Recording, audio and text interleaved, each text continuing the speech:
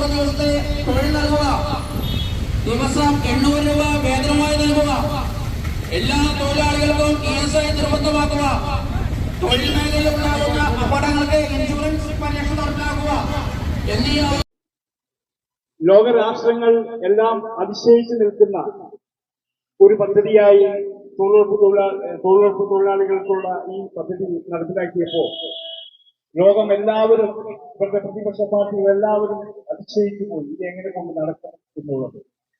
ആ കാലഘട്ടത്തിൽ തന്നെ ആ പദ്ധതി വിഹിതം 2.25 കോടി ലക്ഷം രൂപ മാറ്റിവെച്ചതാണ് ഈ പദ്ധതി തുടങ്ങിയത്.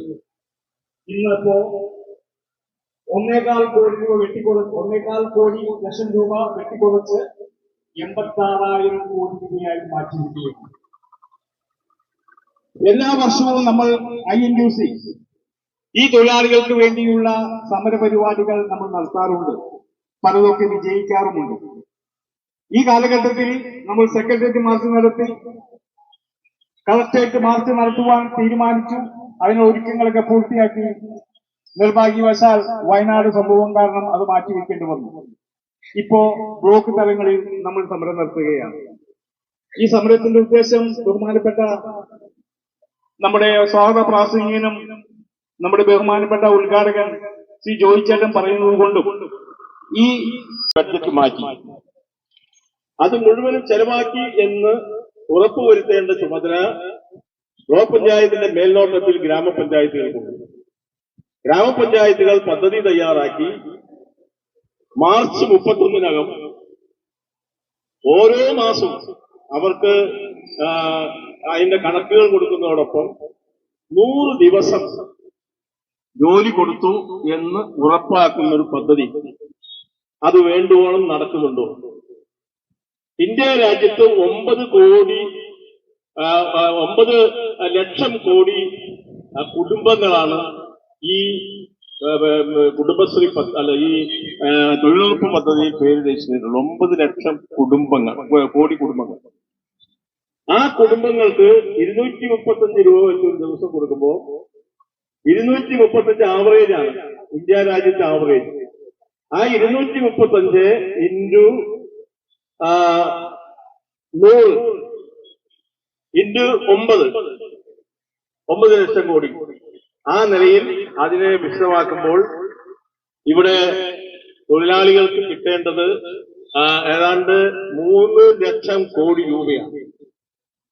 ഇത് നശിപ്പിക്കാൻ കേന്ദ്ര ഗവൺമെന്റ് പദ്ധതി ഇട്ടിരിക്കുന്നു എന്ന് നമുക്ക് തോന്നാൻ കാരണം 86,000 കോടിയാണ് ഒരു വർഷത്തേക്ക് ബഡ്ജറ്റിൽ വെച്ചിട്ടുള്ളത്.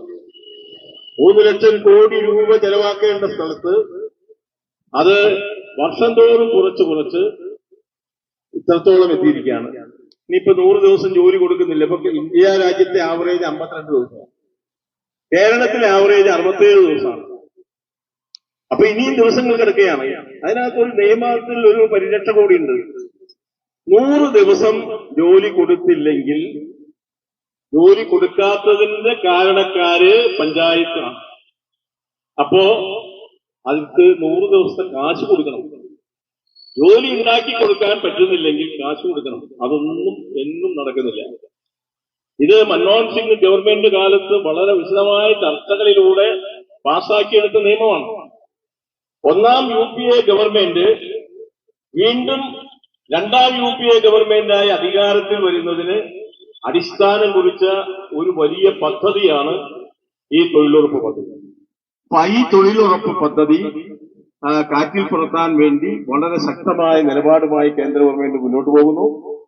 സംസ്ഥാന ഗവൺമെന്റ് ഇതിനെല്ലാം ഓശാന പാടുകയാണ്. സംസ്ഥാന ഗവൺമെന്റ് ഇതിനു വേണ്ട ഒരു മോണിറ്ററിംഗ് സംവിധാനം ഉണ്ടാക്കുന്നില്ല. പദ്ധതികൾ രൂപകൽപ്പന ചെയ്യുന്നതിൽ പഞ്ചായത്തുകളെ സഹകരിപ്പിക്കുന്നില്ല. അവർക്ക് വേണ്ട മാർഗനിർദ്ദേശങ്ങൾ നൽകുന്നില്ല. ഇതൊക്കെയാണ് ഏറ്റവും ഗുരുതരമായ പ്രശ്നം.